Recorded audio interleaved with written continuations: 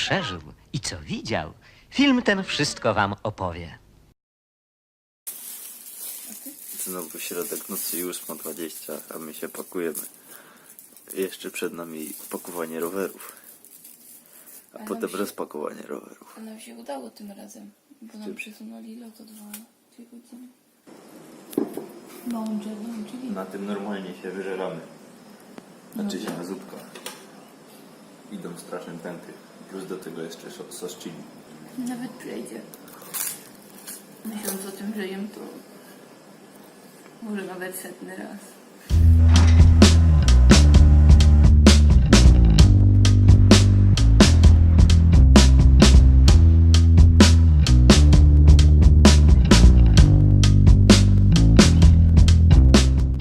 Wielkopomny moment rozwalania roweru, żeby je znowu złożyć po przylocie. Uwielbiam to. To zawsze takie ryzyko, że rower się rozpierdzieli podczas transportu. Może i tym razem się poszczęści. 1/20 drogi za nami. Kierownice ściągnięte, pedały ściągnięte, przednie koła ściągnięte, siodełka ściągnięte.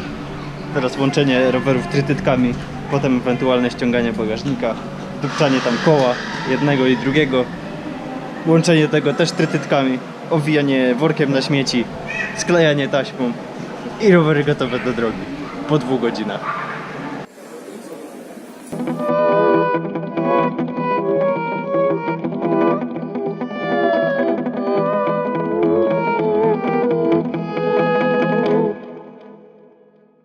Jesteśmy na Filipinach, kraju piratów i słabego internetu. Kurde, ja już zaczynam wyglądać jak jakiś prorok. Co niedługo będę mógł głosić swoje mądrości. Idziemy, już widziałam rower, widziałeś go? No.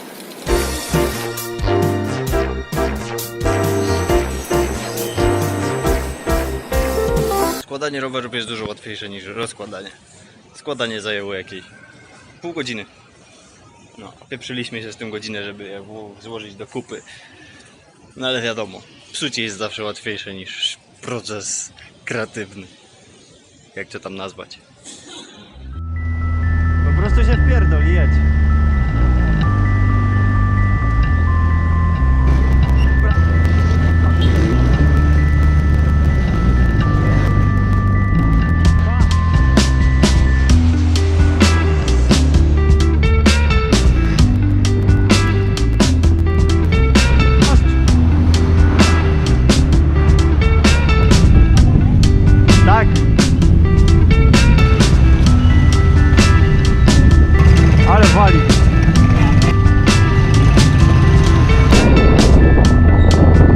Dobra, jeszcze prosto.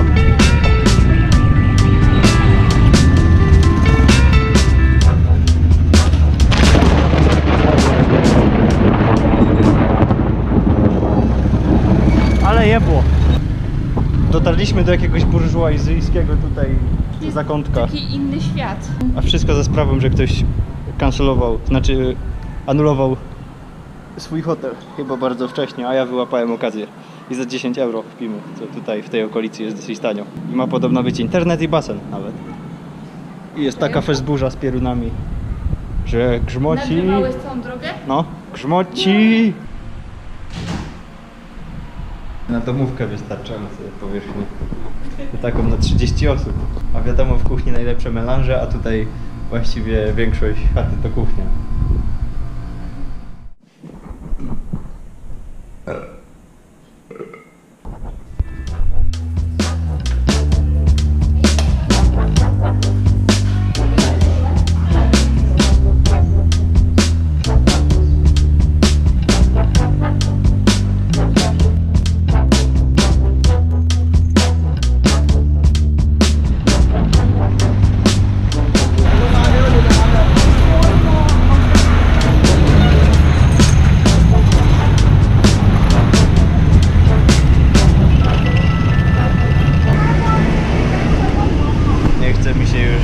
I chcę spalić rowery. Taki mam kryzys. Co 5 minut. Nie, cały czas. Najchętniej bym się położył na plaży w cieniu i nic nie robił.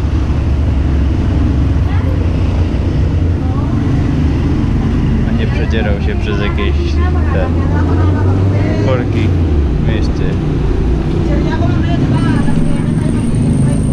Szymon ma okres. Cały czas. Nawet ja już nie mam okresu, tylko on ma okres.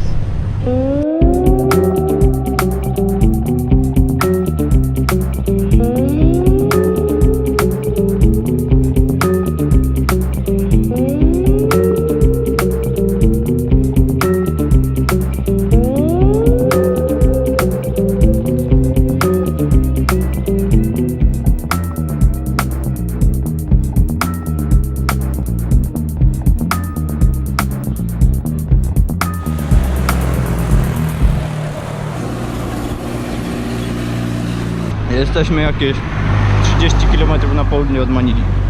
Niebo bezchmurne, nie pada na ryj. Burzy nie ma, wiatru nie ma. Lekko pod górkę. I jeżdżą tu takie dziwne auta jak hitlerowskie Mercedesy. Jak ten na przykład.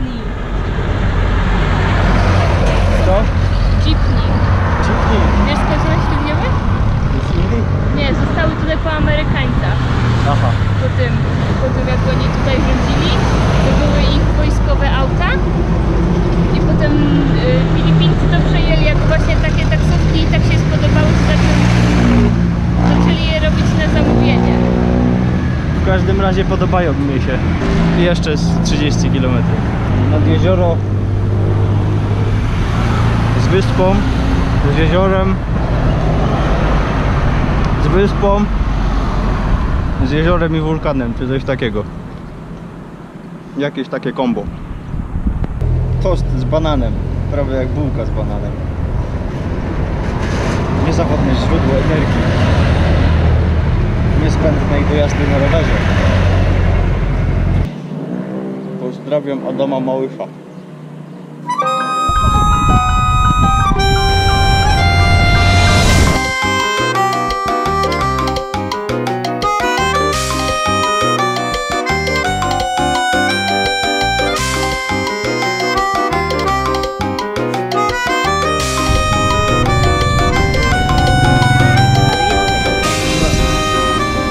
Bye bye.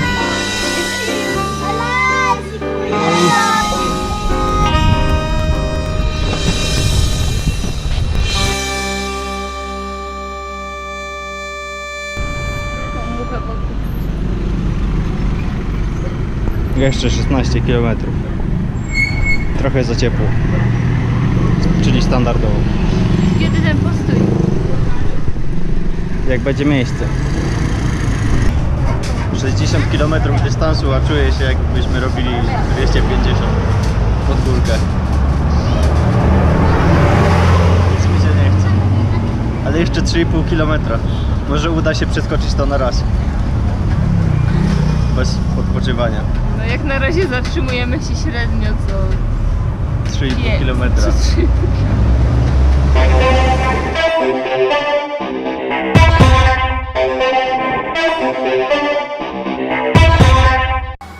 Chodź do komary wrzucę. Dojechaliśmy. No to Tangę i coś tam tej. Jakoś tak. Tagajtaj, coś z gejem. Nie wyspałam się. Kogut nas budził całą noc. O której on zaczął piać? O 12? I tak o 11 wieczorem piał. Powalony. Nie wyspałaś się przez koka natrętnego. Tak. Szkoda, że nie twojego. Jedliśmy sztuczny ser na śniadanie. Taki dziwny. Ze stopy.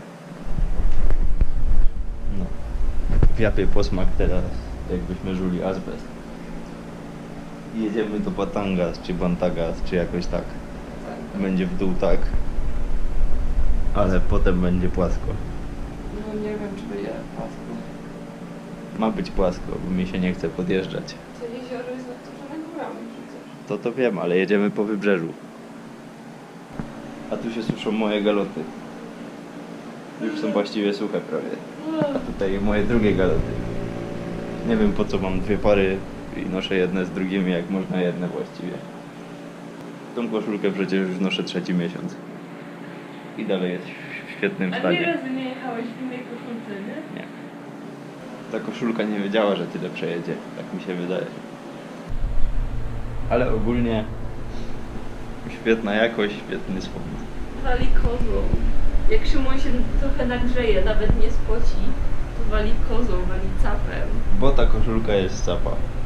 Jest? No trochę chyba merino i trochę tego jedwabiu. Nie, bawełny. Nie wiem. A tak wygląda nasz mały burdel po rozpakowywaniu się. Nie wiem jak to się stało, że z 4 ssaków może być taki rozpizdziel.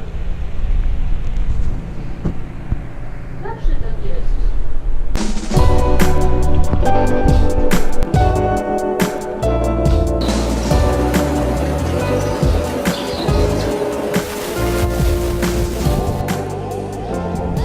Hello.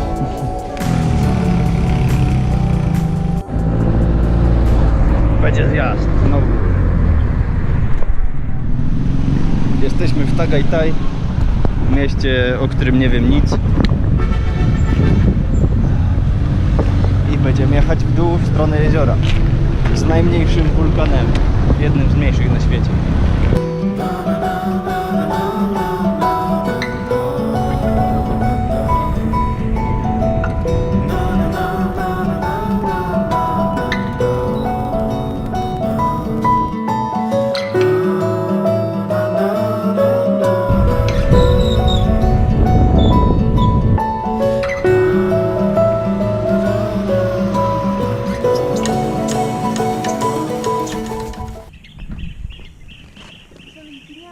Kurde, co to za ptaki?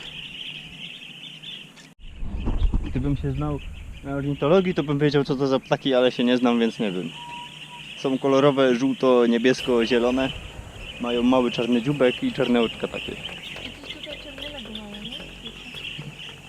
Kolory tęczy. Są bardzo ruchliwe, takie jakby jaskółkowate. I mieszkają sobie w glinie przy drodze. Mają długie dzióbki. Bardzo mi się podobają. A dzie chyba też. Szymon będzie latał dronem. Ale ja jeszcze tego nie widziałam. Leci! Jezioro Tal, położone 50 km na południe od stolicy Filipin, Manili. Niegdyś uważane za największe jezioro kraterowe na świecie, przy 100 metrach średniej głębokości i 115 km linii wybrzeża. Prawdziwą sławę zyskało dzięki swojemu ponad 300-metrowemu wulkanowi, położonemu na jeziorku na wyspie jeziora Tal. Co ciekawe, jezioro Tal nie zawsze było jeziorem. Wszystko za sprawą aktywności wspomnianego wulkanu, który parę tysięcy lat temu odciął kawałek zatoki Balayan, formując przy tym jezioro w pozostałościach po kraterze sprzed ponad 500 000 lat. Jedyna pozostała łączność z morzem to wąska rzeka Pansipit, wzdłuż której formowały się osady ludzkie. Lokalna fauna i flora zdołała przystosować się do nowych warunków. Słona woda przez tysiące lat została rozcieńczona przez wody gruntowe i deszczówkę. Przez to też w jeziorze pojawiły się endemiczne gatunki zwierząt, takie jak słodkowodna sardynka zwana tavidis czy słodkowodny wąż, jeden z 2 gatunków przystosowany do życia w słodkiej wodzie. Od czasu kolonizacji Filipin przez Hiszpanię w XVI wieku nastąpiły aż 33 erupcje wulkanu, z czego najdłuższa w 1754 roku trwała przez ponad 200 dni, podnosząc przy tym poziom wody o 5 metrów i zalewając nabrzeżne miasta. Przez to też miasto Tal, duma regionu słynąca z kwitnącego handlu i wydobycia złota, została kompletnie zniszczona i zmuszona do relokacji na pobliskie wyżyny. Ludność Tal utrzymuje się obecnie z hodowli ryb i turystyki. Jednak historycznie handel był ich głównym źródłem utrzymania. Ich kultura była silnie dyktowana polityką. Na przełomie 1000 lat możemy wyróżnić aż 4 nawrócenia się na inne religie w zależności od głównego partnera handlowego. Zwierzeń plemiennych przeszli na hinduizm przy okresie komercjalizacji i pierwszego handlu z Indiami. Następnie muzułmanizm przez handel z plemionami Malezji oraz chrześcijaństwo po kolonizacji przez Hiszpanię. Jakakolwiek religia by to nie była, nie zmienia to faktu, że Filipińczycy słyną z serdeczności i dobroci, a ich piękna, nieprzewidywalna ziemia czyni to miejsce wartym odwiedzenia.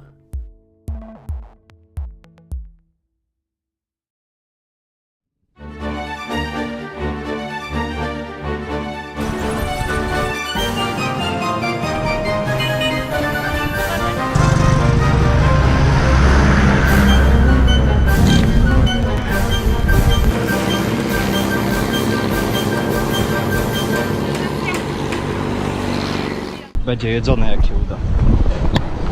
Takie specjały są w filipińskiej kuchni. Tu jest ryba. To jest ryba.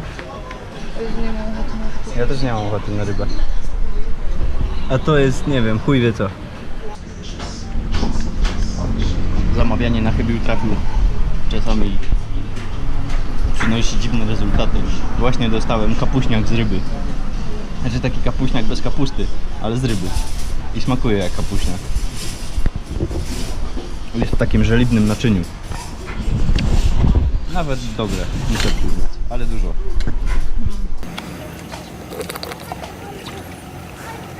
Ale tak samo nie mam siły jak wcześniej.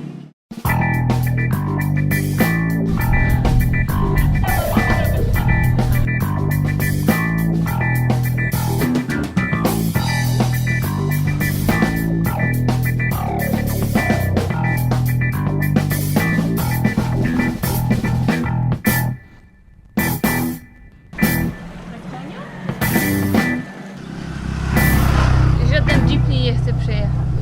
Byśmy mu je pierdzielili na pakę. Jeszcze 23 km, tak jak z Żor do Pszczyny. Chociaż chyba do Pszczyny jest trochę bliżej, tak sobie myślę. Chyba jest 15. Sprawdzę to po powrocie. Ale dzisiaj coś nam nie idzie. Zrobiliśmy 40 km dopiero. Przez 5 godzin. No. Ja się przystosowywuję do twojego tempa. A ja do twojego.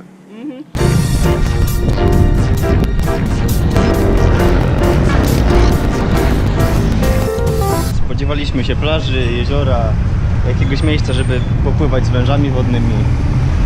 A tu wow. Całe zagospodarowane i wszędzie domy. 19 km jeszcze. Ale słońce zachodzi. I słońce zachodzi. Mam nadzieję, że będzie z górki jak zawsze. Jak zawsze masz nadzieję, czy jak zawsze jest z górki? Mam nadzieję jak zawsze. Bo musimy jechać.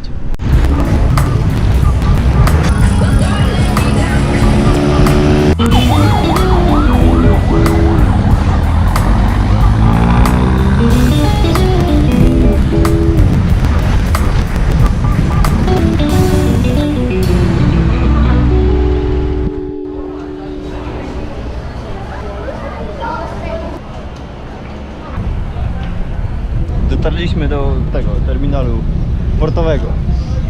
Będziemy się dzisiaj przeciskać na wyspę Mindoro. I chyba nic tam nie będzie, tak mi się wydaje, patrząc po mapie. Nawet drogi nie ma połączonej wokół wyspy do końca. Czyli będzie świetnie. Ale to też oznacza, że trochę nie mamy zapasów odpowiednich. Muszę to nagrać, bo to już drugi dzień kryzysu rowerowego. Straciłem jakąś motywację i mi się nie chce jeździć. Nie wiem, czy to już wiek i zmęczone stawy i mięśnie, czy po prostu robię się leniwszy. Chyba to drugie.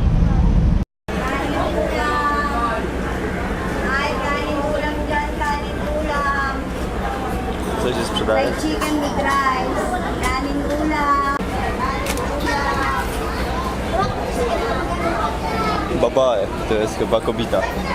A lalaki to chyba hop. Jak lulak, Lelaki, chłopaki. jesteśmy na swoim pierwszym filipińskim promie. Jest First rozpiście. Nie ogarnął chuj. Przeszliśmy cały port, żeby ogarnąć bilety.